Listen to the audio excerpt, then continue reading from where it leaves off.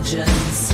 It's time to break free from the isms that make us feel like we're in prison. I'm ready to be unleashed as fuck. I'm ready to be unleashed as fuck.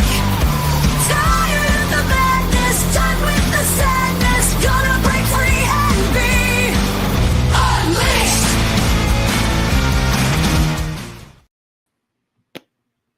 Well, hello, everyone. You might notice Deidre is not here today with me. She's over in Italy, and we'll be back for next week. But in the meantime, I'm Jenny Badig. I call myself the Inner Space Engineer, and I want to welcome you to the Unleashed AF podcast episode today. Our main goal on this podcast is to try to help you own your own greatness and unleash your authentic self.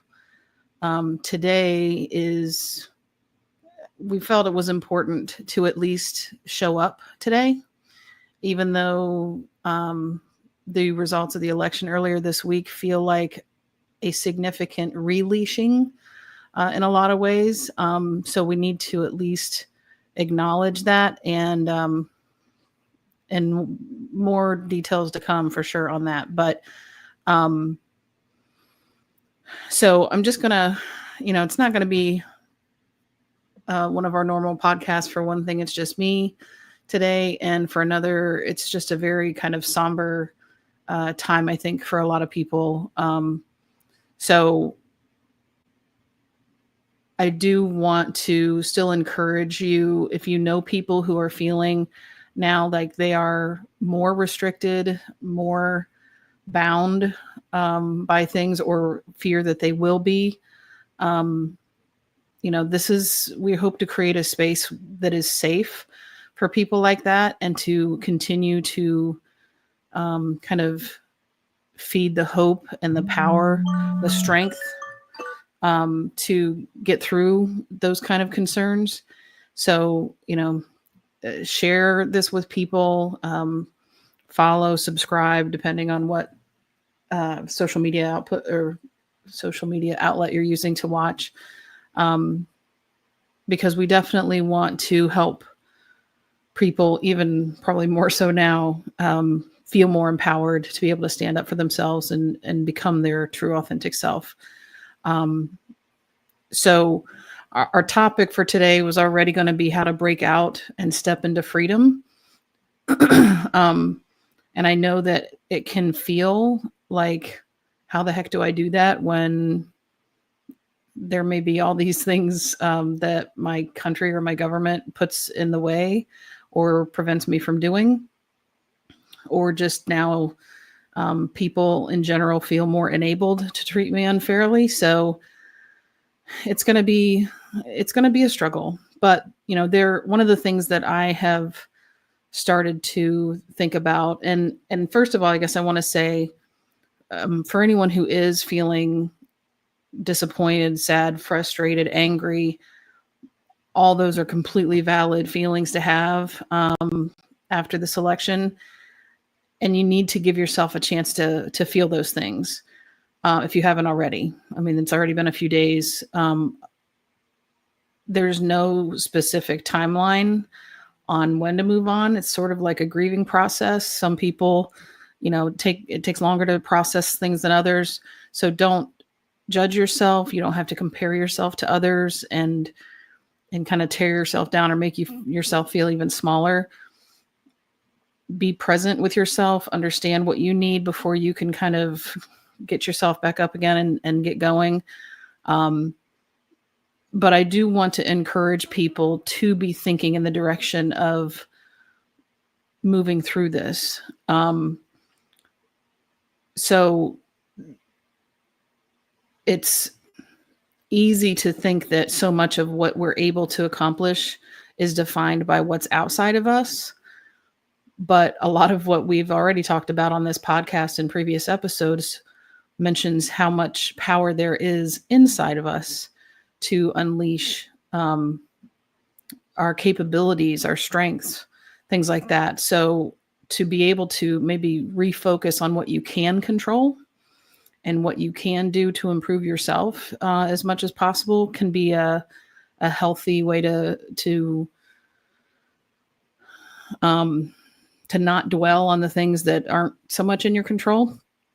So, another thing that we might consider is maybe there is some additional reason that this was a better outcome in the big picture than the other um, result. So it's hard to know. I know this was certainly on the surface not a good outcome for many people. But one of the things that I want to encourage you to do, and again, I'm sure we'll talk in more detail next week when Deidre's back, but I didn't feel right not coming on to at least say something today. So I do encourage people to kind of stay plugged in, particularly in areas where there's like-mindedness, because there is strength in numbers and there is consolation in knowing that you're not alone in going through this. I've found that in terms of social media anyway, there's certainly a mixture of people on Facebook, but I believe I've seen a lot of people saying that they're just deactivating their account on X or Twitter or whatever it's called now, because apparently that's not a very welcoming place. What I have found that seems much more welcoming is the Threads, I guess, app. It's a offshoot of Facebook somehow.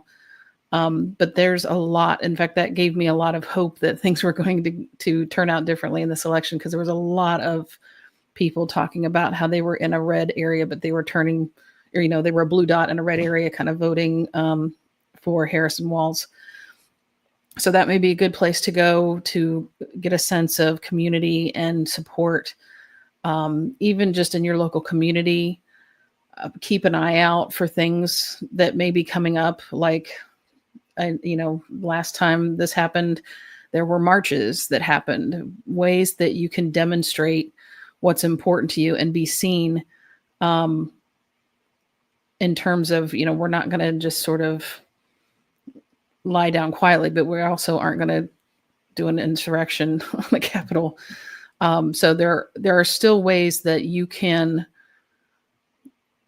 show what's important to you or support the things that are important to you in your life and your freedoms, beyond the ballot box. So things like paying attention to what companies are supporting that new administration, what corporations. You can choose not to spend your money there. You can go deactivate your account on Twitter if you have one. There are so many ways that you can still indicate what's important to you beyond, like I said, the actual vote or election itself. I've heard things about the 4B movement, which was something that actually started in South Korea with women protesting a lot of unfair treatment in South Korea. That was a gender thing, patriarchy.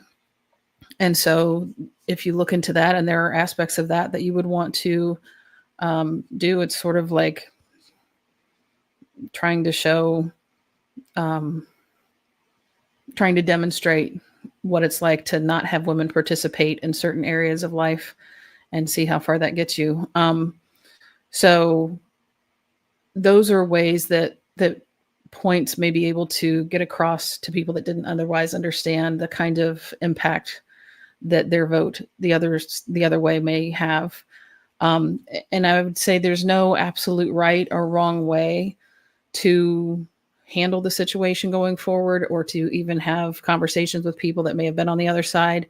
Sometimes calm, logical engagement is better. I know I've had just a handful, literally probably only two I can think of, conversations with people on the other side on Facebook, that when I kept emotion out of it and just tried to present, facts and objective information, seemed to go a lot better than the interchanges with other people where they were like, well, yeah, and you're this too, like name calling isn't necessarily going to change anybody's mind.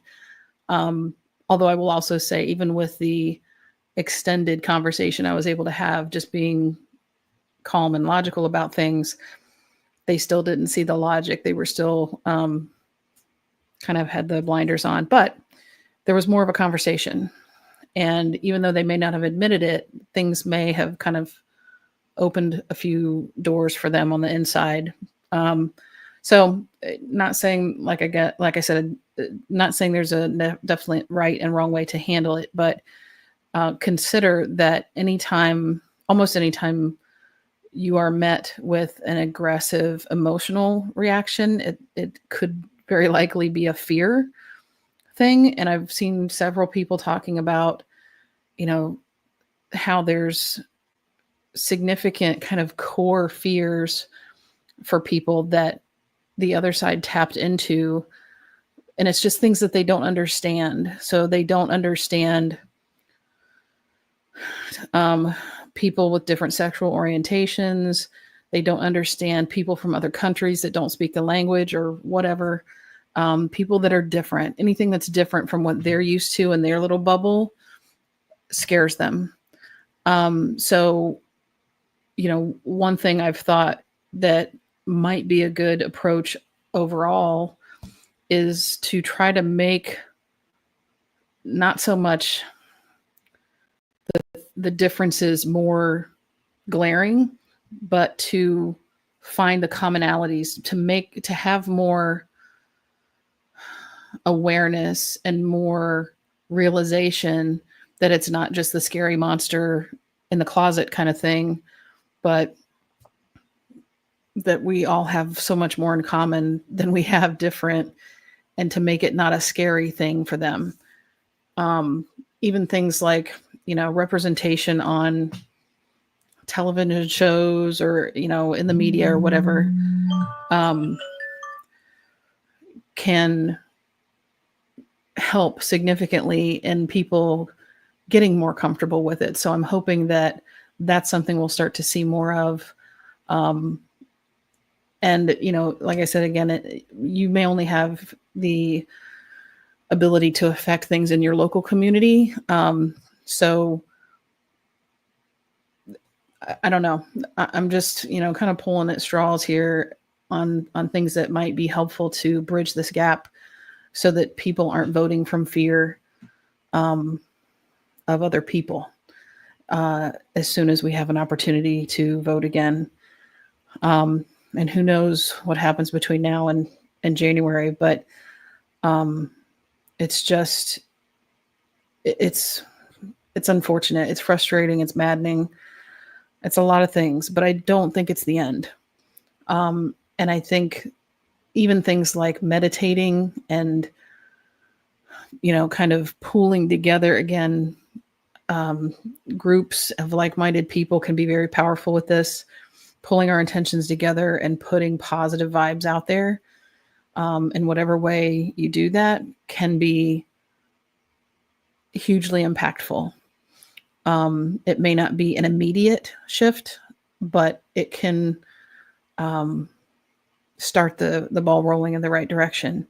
So I'm honestly just going to kind of wrap it up with that. I think, like I said, I just wanted to come on for a little bit and touch base and address the concerns that pretty much half the country have at this point about what may be happening in the next few years. So again, we're really going to talk even about how we're going to move forward.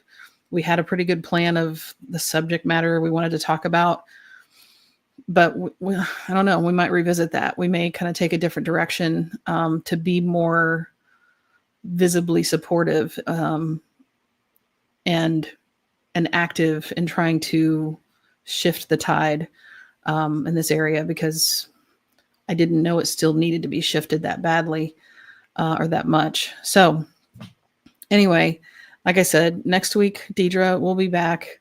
And it'll also be interesting to hear her perspective, having been in Europe when the election results came in, and hearing just authentically hearing from people in other countries, how they responded to her and, the people she was with, her friends, the types of questions they got, things like that. So tune in next week.